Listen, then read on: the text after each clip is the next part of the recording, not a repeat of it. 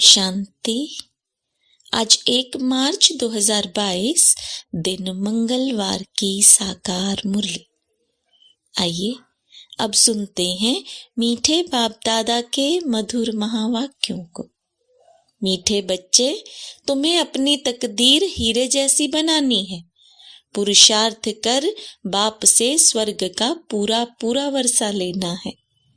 प्रश्न: कौन सा राज बुद्धि में अगर युक्ति युक्त बैठ जाए तो अपार खुशी रहेगी? उत्तर: ड्रामा का।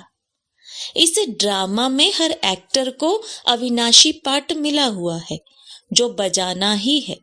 कोई का भी पार्ट घिसता व मिटता नहीं, बनी बनाई बन रही। इसमें हेर फेर भी नहीं हो सकता। कल्प पूरा होगा तो फिर से वही part second by second repeat होगा। यह बहुत गुहे राज है। जो युक्ति युक्त बुद्धि में बैठे तो खुशी रहे, नहीं तो मूंझते हैं। बाबा कहते हैं, बच्चे मूंझो नहीं, बाप में निश्चय रख, पूरा वर्षा लेने का पुरुषार्थ करो। गीत: तुम्हें पाके हमने जहां पा लिया है, जमी तो जमी आसमां पा लिया है। ओम शांति। मीठे मीठे ईश्वरीय बच्चों ने गीत सुना। ड्रामा अनुसार समझ में आता है कि तुम अभी बने हो ईश्वर के बच्चे। ईश्वर से तुम स्वर्ग का मालिक बनने आए हो अथवा स्वराज्य लेने आए हो। नर्क के मनुष्य मात्र तो यह जानते ही नहीं कि स्वर्ग क्या होता है। तुम तो जानते हो बाबा स्वर्ग की स्थापना करते हैं, रावण फिर नर्क की स्थापना करते हैं। यह भी कोई नहीं जानते। तुम जानते हो हम बाबा से स्वर्ग की राजाई ले रहे हैं। जब कोई मनुष्य मरते हैं तो कहते हैं स्वर्ग पधारा, गोया अपने को कहते हैं हम नर्क में हैं और सब नर्क के मालिक हैं। यह बिल्कुल सहज बात है, मूंझने की दरकार नहीं। तुम्हारी तकदीर अब हीरे जैसी बन रही है। हीरे जैसी तकदीर बाप के सिवाय कोई बना नहीं सकते। तुम जानते हो कि बाप से हम स्वर्ग का वर्षा ले रहे हैं। नर्क कितना समय चलता है, कोई को भी समझाओ तो कहते हैं सतयुग को तो लाखों वर्ष हुए। तुम हो God fatherly student. God father द्वारा स्वर्ग का वर्षा पा रहे हो, फिर बाबा को भूलते क्यों हो? यह बाबा को समझ में नहीं आता है। तूफान तो बहुत आएंगे, तब क्या बिगर मेहनत तुम स्वर्ग के मालिक बन जाएंगे? कोई मरा तो कहते हैं स्वर्गवासी हुआ, फिर रोते क्यों हो? तुमको तालियां बजानी चाहिए, खुशी मनानी चाहिए। अगर स्वर्ग में जाना इतना सहज है, फिर तो सबको गोली दे दो तो स्वर्ग में पहुंच जाए।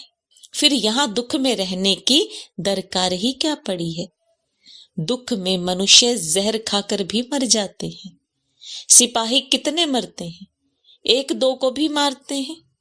बाबा कहते हैं सबको समझाओ, जबकि स्वर्ग गया तो फिर तुम रोते क्यों हो? वास्तव में ना कोई स्वर्ग में जाते हैं, ना वापस निर्वाण धाम में जा सकते हैं। अब तुमको स्वर्ग में चलने का उपाय बाप ही बताते हैं। स्वर्ग का रचयिता जब स्वर्ग रचे तब तो स्वर्ग में कोई जावे ना। अब स्वर्ग का रचयिता बाप आया हुआ है, यह भी तुम बच्चे ही जानते हो। जब रावण राज्य शुरू होता है तो देवी देवताएं वाम मार्ग में चले जाते हैं। उसी समय से विकार शुरू हो जाते हैं। रावण राज्य कब शुरू होता है उसका कोई दिन मुकर्रर नहीं है। तुम बच्चे यह थोड़े ही कह सकेंगे बाबा ने कब इनमें प्रवेश किया।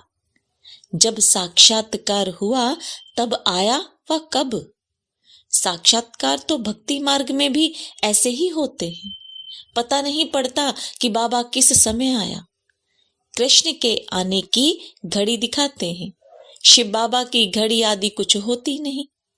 बाबा तो मालिक है, कब आते हैं पता नहीं पड़ता है। यहाँ मुरली से समझ जाते हैं। बाप समझाते हैं मैं कालों का काल हूं, मैं सबको वापस ले गया था। सतयुग में तो थोड़े थे, कलयुग में कितने ढेर मनुष्य हैं। सभी आत्माओं को वापस जाना है। जरूर पंडा चाहिए ले जाने वाला, मैं रूहानी पंडा बनकर आया हूं, तुमको ले जाऊंगा। नई दुनिया के लिए तुमको पढ़ा रहा हूं। नरक स्वर्ग क्या है, कितना समय चलता है, कब शुरू होता है, कोई भी सन्यासी आदि नहीं जानते हैं। रचता भी एक है, सृष्टि भी एक है। शास्त्रों में तो आताल पाताल आदि बहुत सृष्टियां बना दी हैं, जिनको ढूंढते रहते हैं। समझते हैं एक एक स्टार में दुनिया है। बाप कहते हैं मैं फिर से तुमको गीता का ज्ञान सुनाता हूं। क्राइस्ट को फिर अपने समय पर आना है। ड्रामा एक ही है। सतयुग में सिवाय देवी देवता राज्य के और कोई होता नहीं। अभी तुम जानते हो हम बाबा से वर्षा लेने आए हैं। याद करते ही हैं, हे पतित पावन आओ, तो जरूर संगम पर ही आना पड़ेगा। अभी तुम जानते हो हम यहाँ क्यों आए हैं, क्या लेने आए हैं। तुम कहेंगे हम बाबा से वर्षा लेने आए हैं। हम राजयोग सीख रहे हैं। कल्प कल्प वर्षा लेते हैं और गंवाते हैं। अभी फिर पुरुषार्थ करना है, पूरी नॉलेज लेकर औरों को देनी है, नहीं तो वृद्धि कैसे होगी। गीत कितना अच्छा है, इनका अर्थ तुम बच्चे ही समझते हो। गीत कितना मीठा है, तुम्हारे दिल से लगता है। बाबा आपसे हम ऐसा राज्य लेते हैं जो कोई भी लूट न सके।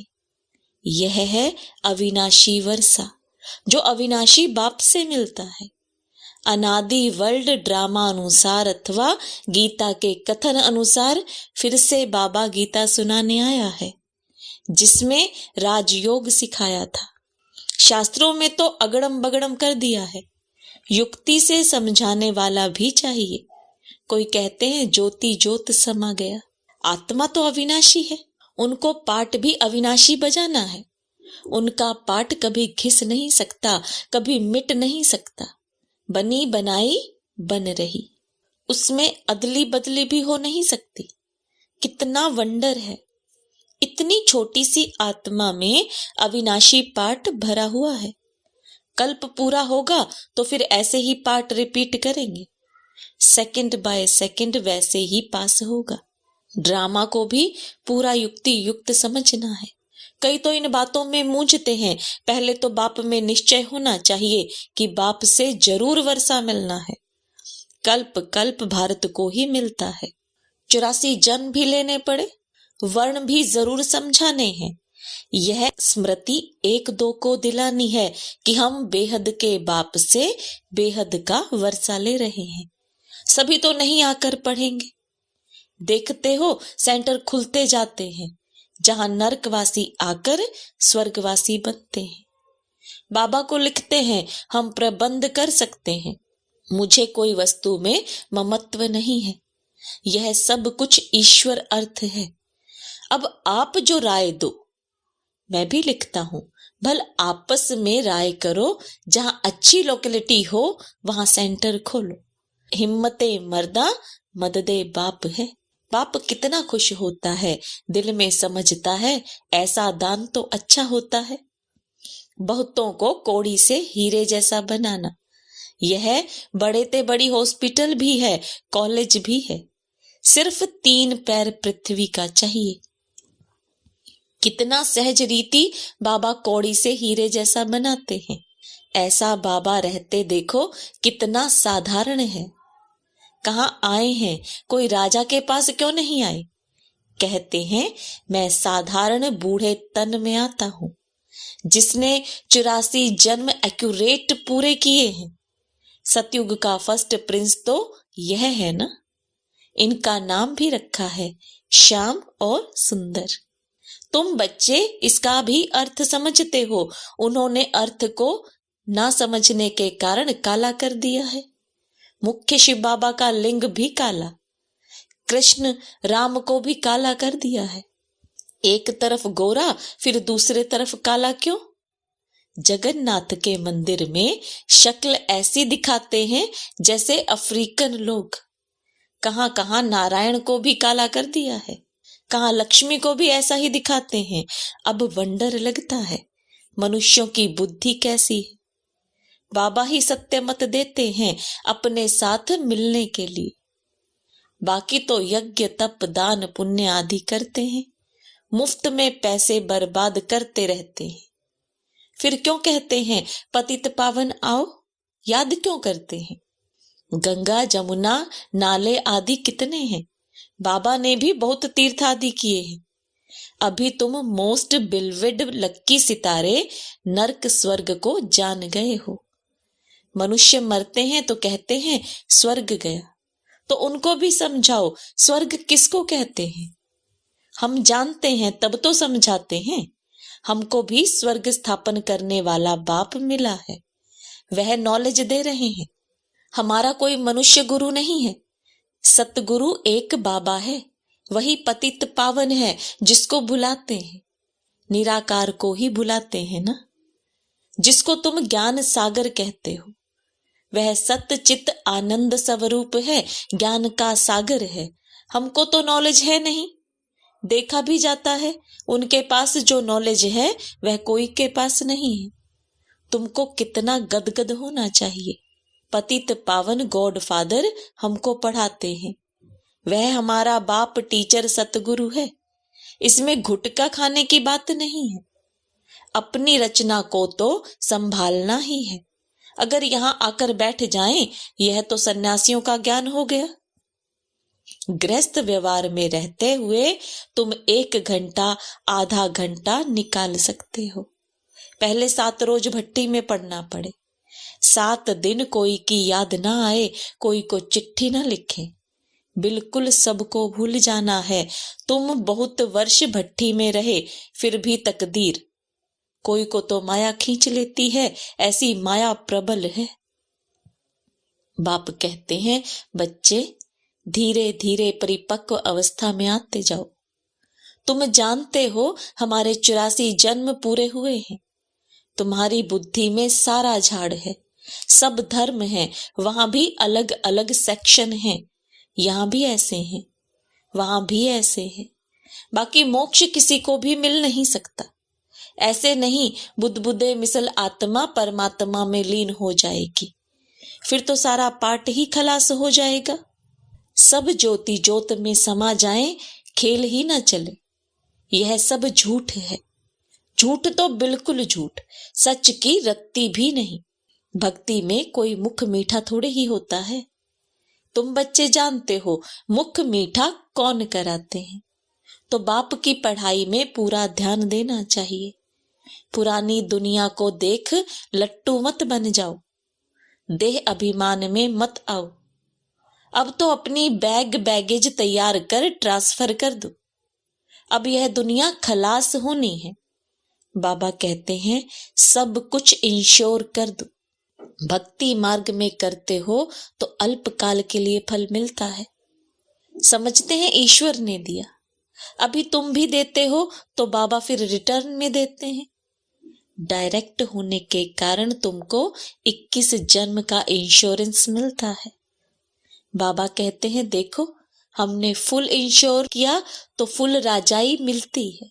वह है जिस्मानी इंश्योरेंस, यह है रूहानी बाप के साथ। ईश्वर अर्थ दान करते हैं ना, तो ईश्वर रिटर्न में देते हैं। वह तो भक्ति मार्ग में भी दाता है तो ज्ञान मार्ग में भी दाता है।